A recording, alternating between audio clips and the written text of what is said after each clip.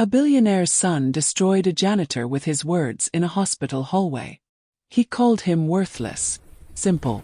Nothing. 3 days later, his mother died and left him a letter that shattered everything he thought he knew. That janitor. He wasn't just any janitor. He was the man who gave up everything for him. The man who loved him from the shadows for 35 years. The man who is his real father. This is the story of Marcus Wellington III, and how one cruel moment led to the truth that changed his life forever. Watch until the end, because the twist will leave you speechless.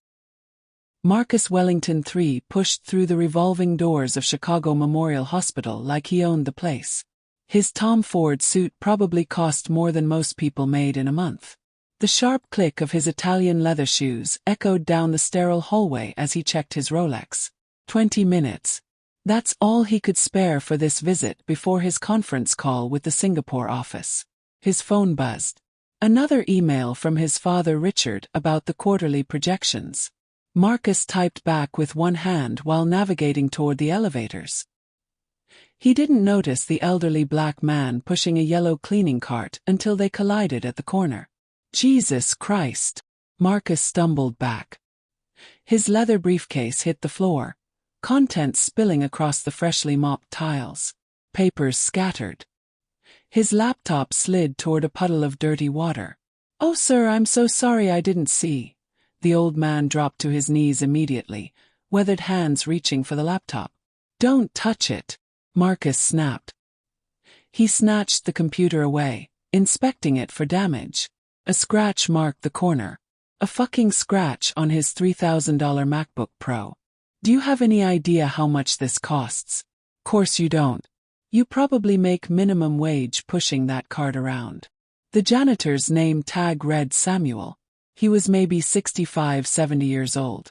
Deep lines creased his dark face. His eyes held something Marcus didn't register because he was too busy being furious. Those eyes held recognition. Longing. "I apologize, sir. Let me help you pick up." "I don't need your help." Marcus gathered his papers with sharp, angry movements. A nurse passing by stared. 2 visitors near the elevator whispered to each other. Marcus didn't care. "You know what? Maybe try watching where you're going instead of daydreaming about whatever simple thoughts run through your head. Some of us have actual important things to do. Real responsibilities. Not just mopping floors." Samuel's hands trembled slightly as he gripped his mop handle. He opened his mouth like he wanted to say something, then closed it. His Adam's apple bobbed as he swallowed hard. Nothing to say. Typical. Marcus stood, brushing off his pants like he'd been contaminated. "Just stay out of my way." He strode to the elevator without looking back. Didn't see Samuel's shoulders sag. Didn't see the old man's eyes follow him with an expression that mixed heartbreak with something that looked almost like pride. Just for existing. Just for being alive and standing there in that expensive suit. The elevator doors closed. Marcus exhaled sharply, fixing his tie in the reflective metal doors. His mother was on the 4th floor. Cancer ward. Stage 4 pancreatic. The doctors gave her 2 weeks, maybe 3. He'd been avoiding this visit for days, but his father insisted it would look bad if he didn't show up at least once. Room 412 smelled like antiseptic and dying flowers.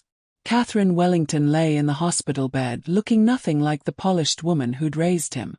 Her skin had gone gray. Her cheeks were hollow. The machines around her beeped in steady rhythm, counting down the time she had left. "Marcus." Her voice came out raspy, weak. "You came. Father said I should." He remained standing near the door, hands in his pockets. Sitting felt too intimate, too final. Always honest. A ghost of a smile crossed her cracked lips. "That's good. I need to tell you something. Before it's too late. Mom, you need to rest. The doctors said." "The doctors don't know everything." She tried to sit up, failed, fell back against the pillows. "In my safe. Home. There's a key." Small brass key taped under the jewelry tray. Marcus moved closer despite himself. "What are you talking about?" Safety deposit box. First National Bank on Michigan Avenue. Box 847. She grabbed his wrist with surprising strength. Her fingers felt like bird bones wrapped in paper. Promise me you'll go. Promise me you'll open it. This is crazy. You're not making sense. Promise me. She coughed, a wet rattling sound that made the machines beep faster. A nurse rushed in, checked the monitors, adjusted something in the foreline. Sir, she needs to rest now. Catherine's grip loosened. Her eyes locked onto Marcus's face with fierce intensity. Find Samuel. Forgive me, baby. Forgive me for everything. Who's Samuel? Mom, what are you? But her eyes had already closed. The nurse ushered him out with professional politeness that felt like being thrown out. Marcus stood in the hallway, his mother's words echoing in his head.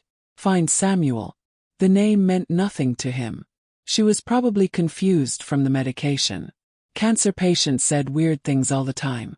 He went home to his penthouse apartment in the Loop. Poured himself scotch. Tried to focus on work.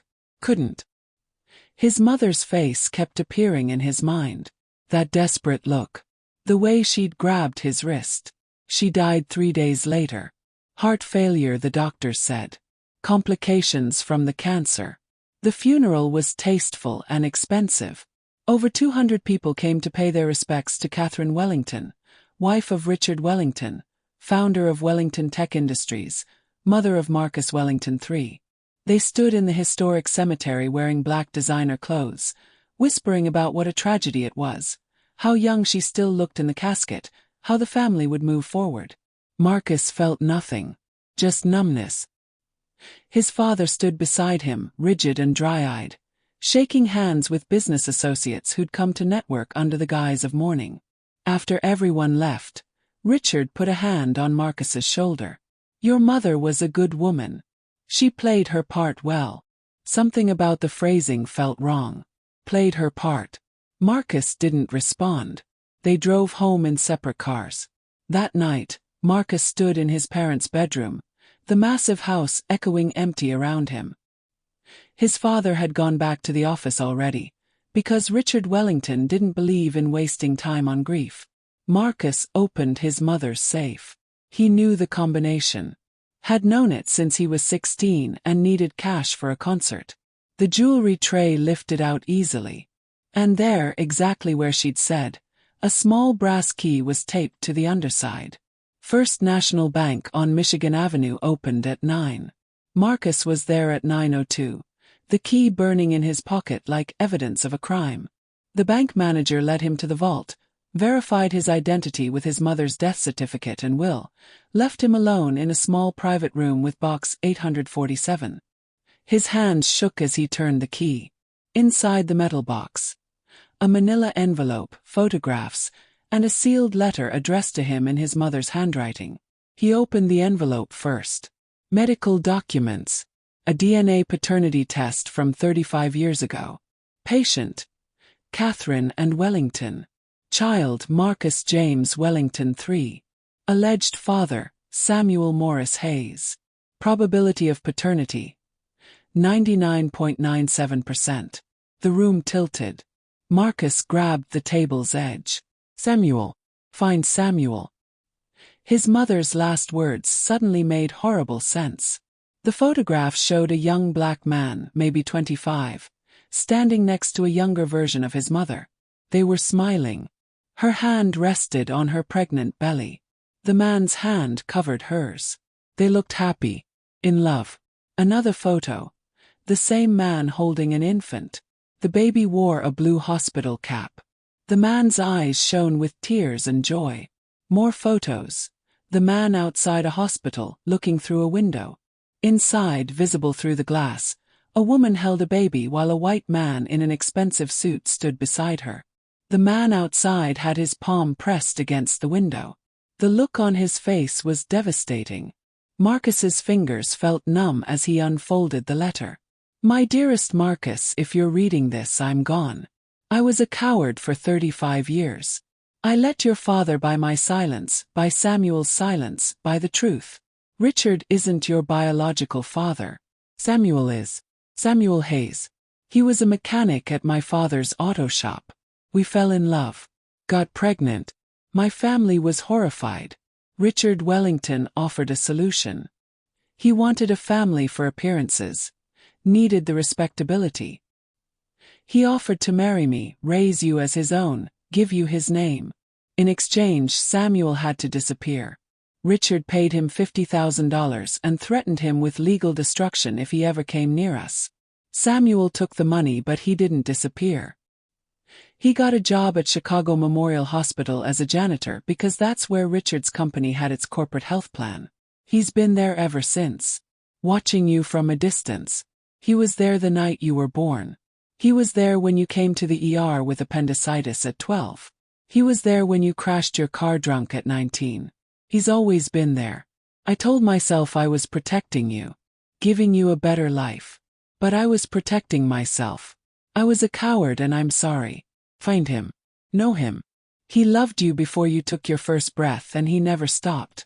Your father Richard gave you everything money could buy. Samuel gave you everything else. All my love, all my regret, Mom. The letter fell from Marcus's hands. He couldn't breathe. The small room felt like it was closing in. Samuel, the janitor, the old man he'd screamed at, humiliated, called simple. His father. Marcus didn't remember leaving the bank. He found himself in his car, driving without knowing where he was going until he pulled into the parking lot of Chicago Memorial Hospital. It was almost 8 at night. Visiting hours were over. He sat in the dark car, engine running, heat blasting, and watched the employee entrance. At 8:30, Samuel emerged. Still wearing his blue janitor's uniform. Moving slow, shoulders bent from a long shift. He walked to an old Toyota Corolla.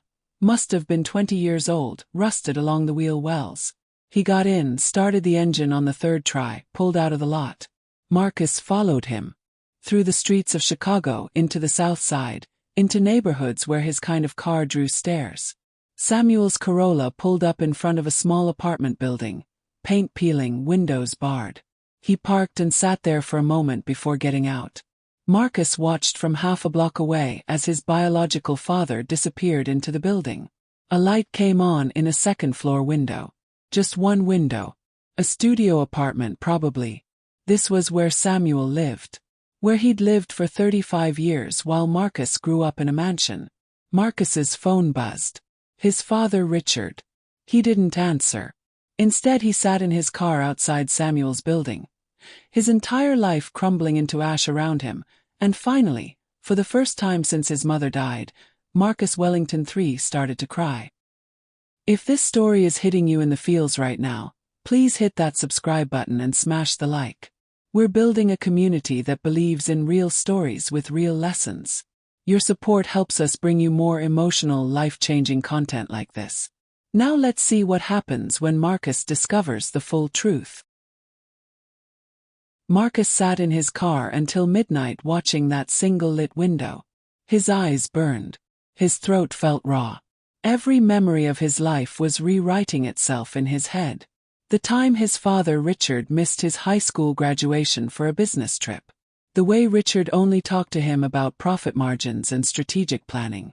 The coldness in that house that Marcus always thought was just how rich people lived. He thought about the janitor he'd destroyed with words 3 days before his mother died. The way Samuel had looked at him. Those eyes. Now Marcus understood what he'd seen in them. A father watching his son. A father who'd been erased, bought off, forced to love from a distance. The light in Samuel's window went dark around 12:30. Marcus started his car. He didn't go home. He drove to his father's house, the massive estate in Kenilworth where he'd grown up. Let himself in with his key. Found Richard in his study, still working, always working. "We need to talk." Marcus's voice came out strange, hollow. Richard looked up from his laptop. "It's late. You paid him off. Samuel Hayes. You paid my real father to disappear." Richard's expression didn't change. Not surprise, not guilt, not anything. He closed his laptop with careful precision. Your mother told you. She left me a letter. DNA test. Photos. Everything. Marcus stepped into the study. His hands were shaking. You're not my father. I raised you. I gave you my name, my resources, my legacy. That makes me your father in every way that matters. You bought me. Like a fucking acquisition. I gave you a life that mechanic never could. Look at yourself, Marcus. Look at what you've become. You think you'd be running a tech division if you'd grown up in some South Side apartment. You'd be nothing. Nobody. Richard stood, walked to the bar, poured himself whiskey like they were discussing quarterly reports.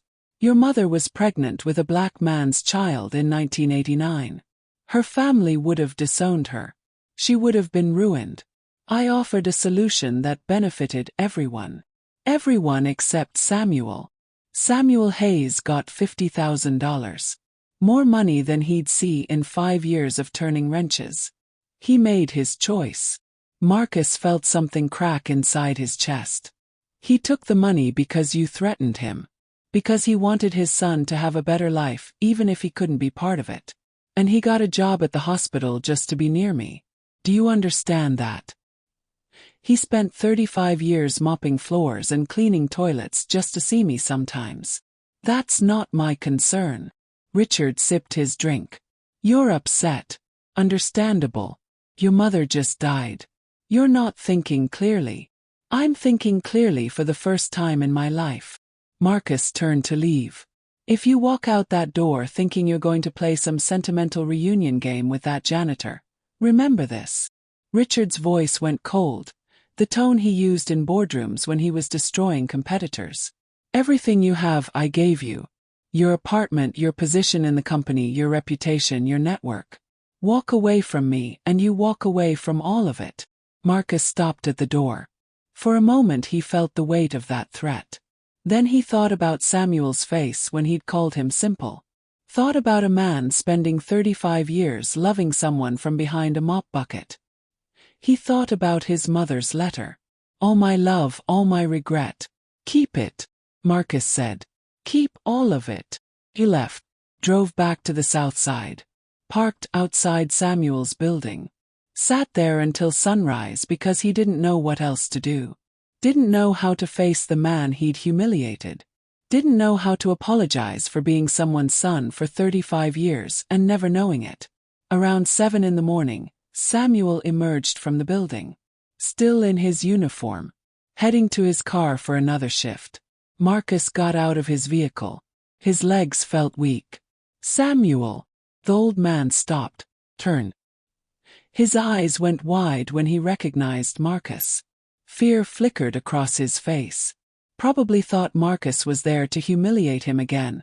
Threaten him, destroy what little he had. I know. Marcus's voice cracked. I know everything. I found the letter. The DNA test. Photos. I know you're my father. Samuel's face crumpled. He grabbed the car for support. Catherine told you. Before she died. She said to find you. Said to forgive her. Marcus moved closer. Why didn't you tell me? All those times I came to the hospital. You could have said something. I promised your mother I wouldn't. Richard made it clear what would happen if I interfered in your life. I just wanted to see you sometimes. Make sure you were okay. Samuel's voice was thick with emotion. I know I got no right to call myself your father. I know Richard gave you everything I couldn't. But I need you to know I never stopped loving you. Not one single day. Marcus thought about the night he'd gotten drunk at Northwestern and ended up in the emergency room getting his stomach pumped. He'd been 19. Some janitor had cleaned up his vomit while he lay there ashamed and sick. You were there that night I came in with alcohol poisoning. Samuel nodded slowly. You were so sick. I wanted to hold you. Tell you everything would be all right. But I couldn't. I just cleaned the room and watched the nurses take care of you. The car accident. When I was 19 and crashed my BMW into a telephone pole. I mopped the blood off the floor in the trauma bay. Watched them stitch up your head. You had a concussion. Broken arm. I stood in the hallway all night until they moved you to a regular room and I knew you'd be okay. Each revelation hit Marcus like a physical blow. His whole life Samuel had been there. A ghost. Shadow. Loving him from a distance that must have felt like torture.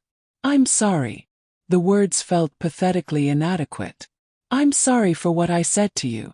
The things I called you. I'm sorry I didn't know. I'm sorry you had to watch me become someone who would treat you like that. You didn't know. Samuel's eyes were wet. You were raised a certain way. Taught certain things. That's not your fault. It is my fault. I'm 35 years old. Old enough to know better than to treat people like they're beneath me just because they have less money. Marcus felt the tears coming again. You gave up everything for me. Your whole life.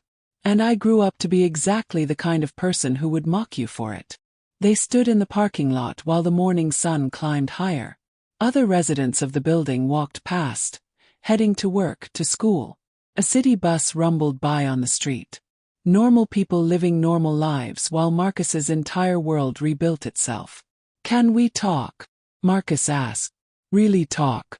I want to know everything. I want to know about you and my mother. About the choices you made. About these 35 years. I want to know my father. Samuel's face did something complicated. Pain and joy mixed together until Marcus couldn't tell them apart. I got a shift starting at 8. Call in sick. I can't afford to miss work. Bills don't stop just because. Please. Marcus heard himself begging. Please. I've spent 35 years not knowing you. I can't wait anymore. Samuel looked at him for a long moment. Then he pulled out his phone with shaking hands and called the hospital. Told them he had a family emergency. The word family came out thick and heavy. They went to a diner 3 blocks away. Sat in a cracked vinyl booth in the back. Ordered coffee that tasted like dirt, but Marcus didn't care. Samuel told him everything. About meeting Catherine at her father's auto shop in 1989. How she'd come in wearing expensive clothes and driving a Mercedes, but she'd looked at him like he was someone worth seeing. How they'd fallen in love over 6 months of stolen moments. How she'd gotten pregnant and they'd planned to run away together, move to California, start over where nobody knew them. Then Catherine's father found out. The meetings with Richard Wellington, who saw an opportunity. The offer that wasn't really an offer because it came with threats. Samuel could take the money and disappear, or Richard would make sure he lost everything. His job, his reputation, any chance of custody. The system didn't favor black mechanics over white tech billionaires. Samuel knew that. I took the money, Samuel said, stirring his coffee without drinking it. Told myself it was for you. So you could have opportunities one never did. But truth is I was scared. Scared of Richard's lawyers. Scared of losing completely. At least this way I could stay nearby. I got the hospital job a month after you were born. Your mother brought you in for a checkup when you were 6 weeks old. I saw you in the pediatric waiting room. You were sleeping in her arms, and you were the most beautiful thing I ever saw in my life. Marcus couldn't speak. His throat had closed up. I've been there for every major moment I could manage. Your first ER visit when you were 4, fell off your bike. Your appendicitis at 12. That time you broke your wrist playing basketball at 15. The alcohol poisoning at 19. The car crash. Every time you came through those hospital doors I made sure I was working. Made sure I could see you were okay. That's all I wanted. Just to know you were okay. That's not enough. Marcus's voice came out harsh. You deserved more than that. You deserved to be my father. To actually raise me. To be there for more than just emergencies. Deserving don't matter much in this world. You know that now. Samuel finally looked up, met Marcus's eyes. Your mother and me, we made our choices. I don't blame her. She did what she thought was best. And looking at you, this successful man in your fancy suit, part of me thinks maybe we were right. Maybe you are better off. Better off. Marcus laughed, but it came out bitter. I'm a complete asshole, Samuel. I'm exactly like Richard. Cold and cruel and obsessed with money and status. I humiliated you 3 days before my mother died. Called you simple. Treated you like you were nothing. That's who I became. That's what Richard's world made me. You're here now though. Samuel reached across the table like he might touch Marcus's hand, then pulled back, uncertain. You came looking for me. You're sitting here listening. That counts for something. Marcus grabbed Samuel's hand before he could pull it away completely. His father's hand. Calloused and scarred from decades of hard work. The hand that had wanted to hold him as a baby but never got the chance. I want to start over, Marcus said. I don't know how. I don't know what that looks like. But I can't go back to my old life pretending I don't know the truth. Pretending I don't have a father who loved me enough to spend 35 years mopping floors just to see me sometimes. Samuel's grip tightened. I don't want your pity. It's not pity. It's just truth. You're my father. The only one who actually wanted to be. And I want to know you. If you'll let me. They sat there holding hands across a diner table on the south side of Chicago while the morning rush came and went around them. Marcus felt something shifting inside himself. Something breaking and rebuilding at the same time. 6 months later, Marcus stood in the same hospital cafeteria where he'd destroyed Samuel with his words. But everything was different now. He'd quit Wellington Tech Industries. Started a non-profit helping working-class families with medical debt. Sold his penthouse and moved to a normal apartment in Pilsen. Learned to live on a budget. Learned what normal people's lives actually looked like. Samuel sat across from him, both of them drinking terrible hospital coffee. They did this every Wednesday. Just talk. About everything and nothing. Making up for lost time. Marcus. One of Samuel's co-worker friends approached the table. A woman named Rosa who worked in dietary. You coming to the potluck this weekend? Wouldn't miss it. Marcus smiled. He'd met most of Samuel's friends now. Good people. Real people. People who worked hard for every dollar and still found reasons to laugh. Rosa looked at Samuel with genuine warmth. You must be so proud. This your son? Samuel's face transformed. Pure joy. Yeah. This is my son Marcus. The words hit different now. My son. Not Wellington's son. Not the rich kid who'd humiliated him. Just his son. After Rosa left, Samuel looked at Marcus with those same eyes that had watched him his entire life. But now Marcus knew how to read them. Knew what that expression meant. You know what I was thinking, Samuel said. Maybe this weekend you could come by. Help me fix up my car. She's been making a noise I can't figure out. Marcus smiled. I don't know anything about cars. Good thing your father's a mechanic then. Time you learned something useful. They laughed together in that sterile hospital cafeteria that had witnessed the worst and best moments between them. Marcus looked at his father, really looked at him, and felt something he'd never felt in Richard Wellington's mansion. He felt like he'd finally come home. If this story touched your heart, if it made you think about how you treat others, if it reminded you that everyone has a story you don't know, please subscribe and turn on notifications. Share this video with someone who needs to hear this message. Drop a comment and tell us what you felt. Did Marcus do the right thing? Could you forgive? Let's talk about it. Thank you for watching, and remember, the people you overlooked today might be the ones who matter most tomorrow. See you in the next story.